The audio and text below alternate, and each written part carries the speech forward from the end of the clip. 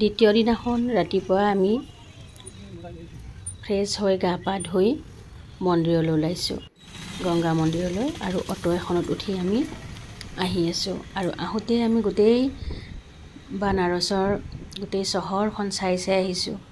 চাওকচোন, চহৰখন আমাৰ গুৱাহাটীতকৈ বহু গুণে ডাঙৰ আৰু বহুত চাফ চিকুণ, কিন্তু চাফ চিকুণ আৰু বহুত সমুদ্ৰ মানুহ বহুত আছে ইয়াতে। ইউপিত জনবসতি বহুত ঘন আৰু জনসংখ্যাও বহুত ঘন, বহুত ভিৰ ভাৰ সদায় থাকে।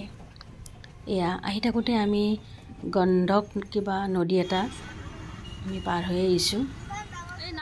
যি নহওক, আৰু এয়া দেখিছেনে, আপুনি যিফালে চকু দিয়ে সিফালে মন্দিৰ, যিফালে চকু দিয়ে সেইফালে আপুনি মন্দিৰ দেখি পাব। গতিকে এয়া হ'ল পুণ্যভূমি, তীৰ্থভূমি। আমি দৰ্শন কৰিলোঁ। সঁচাকৈ বহুত তৃপ্তি আৰু শান্তি পোৱা যায়। আহি আমি এয়া ঘাট পালোঁ। ঘাটৰে দৃশ্যাৱলী চাওক, গোটেই গংগা পাৰখনে মন্দিৰ, গোটেই যিহেতু এই গংগাৰ পাৰতে দক্ষ ৰজাই যজ্ঞ পাতিছিল আৰু সেই যজ্ঞলৈকে মা পাৰ্বতীয়ে নিজৰ পিতৃৰ যজ্ঞ চাবলৈ আহিছিল আৰু নিজৰ পতিদেৱৰ স্বামীৰ অপমান সহ্য কৰিব নোৱাৰি তেওঁ নিজেই দাহ হৈ গৈছিল। আৰু সেই দাহ হোৱা ঠাইখিনিয়ে হ'ল মণিকৰ্ণেশ্বৰ ঘাট, য'ত মা দাহ হৈ গৈছিলে।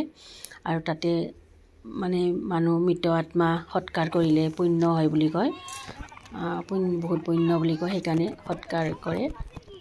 আৰু এয়া আমি সকলোৱে গংগাত গা ধুলোঁ। এয়া চাওক, গোটেইবিলাকে ল'ৰা ছোৱালীও গা ধুলে, আমি গোটেইকেইটাই গংগাত গা ধুলোঁ। আৰু আমাৰ ল'ৰা ছোৱালীসকল জলকেলি দেখিছেনে নাই, তেওঁলোকেতো আৰু মানে সাঁতুৰিব পালে চুইমিং পুল বুলি ভাবিছে আৰু। গতিকে যিহেতু গংগা নদীখন বহুত দ হয় ওচৰৰ পৰা, গতিকে এনেকৈ তেওঁলোকে বেৰিকেড দিছে আৰু বেৰিকেডৰ ভিতৰতহে গা ধুবলৈ দিছে। আৰু তাতে ধুনীয়াকৈ ফলক লিখি দিয়াই আছে যাতে সেই তাৰ বাহিৰ হৈ নাযায়। এইটো এটা ৰাস্তাও হৈছে আৰু ফলক আগত লিখি দিয়া আছে। আৰু এই যে এনেকুৱা বেৰ টাইপৰ দেখিছে নীলা নীলা, এইবিলাক যে দেখিছে ঘৰ, এইবোৰ হ'ল মানে ড্ৰেছ চেঞ্জ কৰা ঘৰ। আৰু খুব ভাল লাগে, মানে সকলোৱে গা ধুইছে আৰু তাতে ড্ৰেছ চেঞ্জ কৰিছে। এইবিলাক বেৰিকেড দিছে, তাৰে পাৰ হ'ব মানা কৰিছে। আমি এইখিনিতে ধুইছিলোঁ, এইখিনি চাফা পানী আছিলে, কিন্তু আমাৰ ইহঁতে খেলি খেলি একদম পানী খোলা কৰি দিছে। যি নহওক, আমি গংগা স্নান কৰিলোঁ, কৰি উঠি ড্ৰেছ চেঞ্জ কৰি আমি বিশ্বনাথ ধাম দৰ্শন কৰিবলৈ যাম। তাৰ আগতে মই গংগা মাক বন্তি জ্বলাইছোঁ, বন্তি প্ৰজ্বলন কৰিছোঁ, সেৱা কৰিছোঁ। আৰু এয়া আমি নাও এখনত আহিছোঁ বাবা বিশ্বনাথ ধামলৈ। শ্বেয়াৰ নাও, এজনৰ 100 টকাকৈ লয়। চাওক, এয়া গংগাৰ নদীৰ ওপৰৰে গোটেই ঘাট, আপোনাৰ গোটেই ঘাট য'ত হনুমান বাবা আহি পাইছিল, তাতে এটা মন্দিৰ আছে। য'ত মা অন্নপূৰ্ণা মাৰ আৱিৰ্ভাৱ হৈছিল তাত মন্দিৰ আছে, অন্নপূৰ্ণা ভগৱতীৰ মন্দিৰ আছে। য'ত সতী দাহ হৈছিলে তাত সেইটো এটা মন্দিৰ বনাই থৈছে। য'ত মহাদেৱ আহিছিল সতীক বচাবলৈ, সতীক কান্ধত তুলি লৈছিল, সেই বিৰল দৃশ্যৰ বাবা বিশ্বনাথ ধাম। আৰু মা পাৰ্বতী ইয়াত আৱিৰ্ভাৱ হৈছিলে।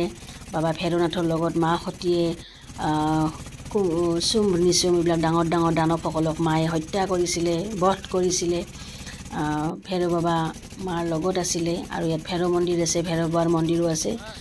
আপুনি গংগা স্নান কৰি আপুনি বাবা কাশী বিশ্বনাথ ধাম দৰ্শন কৰি আপুনি বানাৰস আহিলে বাবা ভৈৰৱনাথক দৰ্শন কৰিবই লাগিব। গতিকে এয়া মণিকৰ্ণেশ্বৰ ঘাট হয়। এইটো অলপ আগলৈ গ'লে এয়া তাত সৎকাৰ কৰে, নদীত ডেড বডিটো ধুনীয়াকৈ ধুই লৈ যায়, গংগাৰ পানীৰে ধুৱে। আৰু তাত ওপৰত সেইখিনি হ'ল মণিকৰ্ণেশ্বৰ ঘাট, তাতে সৎকাৰ কৰে। সেইখিনিতো আমি নগ'লোঁ। তাৰপিছতে এয়া দেখিছেনে, গোটেই নাও বটিং, গোটেই গংগাৰ গোটেই ওপৰতে এনেকৈ নাও চলি থাকে। আৰু জনসাধাৰণৰ জীৱিকাও এটা আছে হয় তাৰ পৰা। আৰু এনেদৰে আমি আহিলোঁ বিশ্বনাথ ধাম দৰ্শন কৰিবলৈ। মন্দিৰৰ ওপৰ ভাগ চাওক, আমি বেগ থোৱা টিকট দিয়ে, ফ্ৰীকৈ বেগ থ'ব পাৰি।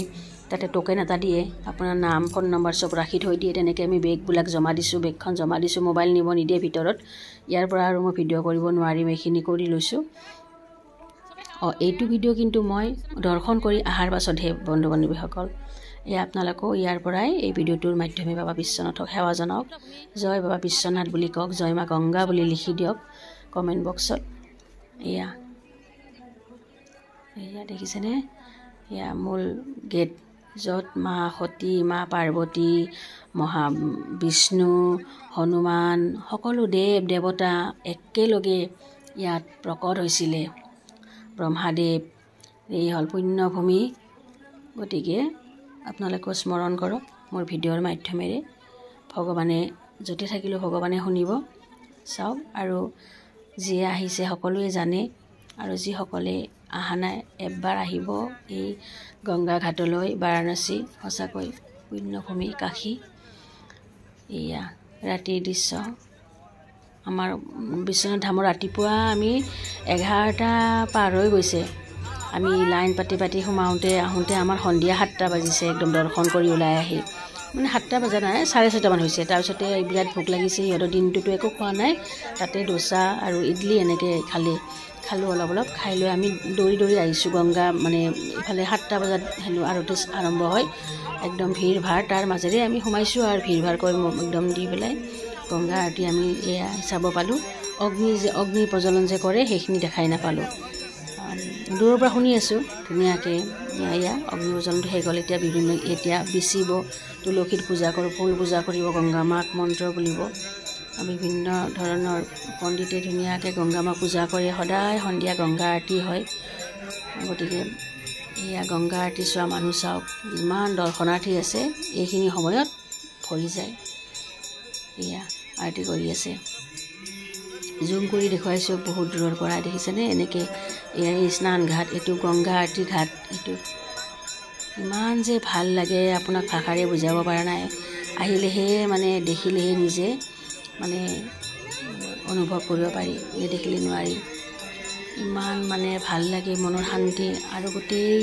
বিভিন্ন ধৰণৰ বস্তু কিন্তু ইয়াতে পোৱা যায় সঁচাকৈ এয়া চাওক কি ধুনীয়াকৈ আৰতি কৰি আছে মা গংগা এই সময়ত সকলো মানুহে মানে মাক বন্তি এগছি জ্বলাই তেনেকৈ বিকে ইয়াতে গম পায় 20-30 টকাকৈ লয় ফুল আৰু চাকি সৈতে ময়ো দিনতেই জ্বলালোঁ মাক পূজা কৰে বহুতে ৰাতি দেখিবলৈ ভাল দেখি সেই কৰে মই ৰাতিপুৱা গা ধুই উঠি পেলাই মা গংগাক তেনেকৈ পূজা কৰিছোঁ সঁচাকৈ কি নান্দনিক দৃশ্য ভোক পিয়া আমি ৰাতিপুৱাৰ পৰা একো খোৱা নাই ভোক পিয়া পানীৰ পিয়া একোৱেই লগা নাই মানে ক'ত আছোঁ নিজেই গম নাপাওঁ ইমান মানে মনটো আপোনাৰ ভাল লাগে শান্তি লাগে এনেকুৱা আৰু ভিতৰতে আছে অন্নপূৰ্ণা মন্দিৰ আৰু কাশী বিশ্বনাথ ধামৰ লগতে আছে গোটেই মন্দিৰবোৰ হনুমান আছে মা পাৰ্বতী মা সতী লক্ষ্মী অন্নপূৰ্ণা নন্দী মহাৰাজ সকলো ভগৱানৰে মূৰ্তি আছে যিহেতু সকলো ভগৱান আৱিৰ্ভাৱ হৈছিল ন তাতে আপুনি সকলো ভগৱানৰ ওচৰতে আপুনি প্ৰণাম জনাব সকলো ভগৱানকে খুব ভাল লাগে আৰু য'ত অন্নপূৰ্ণা মন্দিৰ আছে আৰু দিব্য শক্তি হৈছিলে তাত পজ্জল খাব দিয়ে সেয়া কুঁৱা এটাৰ ভিতৰত পানী থাকে সেয়া পানী খাবলৈ দিয়ে তাতে এটা মানে মা অন্নপূৰ্ণা নামত ভোগৰ নামত দক্ষিণা এটা লয় আপোনাৰ মনৰ পৰা যিটো দিলে মনত শান্তি লাগে সেইখিনি আপুনি দিব তেনেকুৱা চবতে আছে আমাৰ কামাখ্যাটো যেনেকৈ আছে ইয়াতো আছে তেনেকুৱা বহুতে ধৰক এনেকৈ এতিয়া যে গংগা আৰতি হৈ আছে বহুতে থালখনত চাকি এগছি লৈ তেনেকৈও পইচা ইনকাম কৰিছে এইটো জীৱিকাও হ'ল আৰু ভক্তিও হ'ল গতিকে আমাৰ কামাখ্যাত যেনেকৈ পাণ্ডাসকলে ব্যৱসায় কৰে তেনেকৈ ইয়াতো আছে কিন্তু ইয়াত এটা বস্তু আছে ইয়াত চব বস্তু বেছি দাম নহয় বা বেছি মানে আপোনাৰ দাবী ক'তো নাই কিন্তু আপোনাৰ ক'ব তেওঁলোকে কয় ঠিকেই কিন্তু দাবী নাই এয়া চাওক ওপৰৰ পৰা ভিতৰৰ ফালে যেতিয়া উঠি আহিব এয়া ভাৰত মাতাৰ মন্দিৰ এইটো ভাৰত মাতাৰ মন্দিৰ আৰু এয়া ভাৰত মাতাৰ ছবি এয়া ৰাতি বিশ্বনাথ ধাম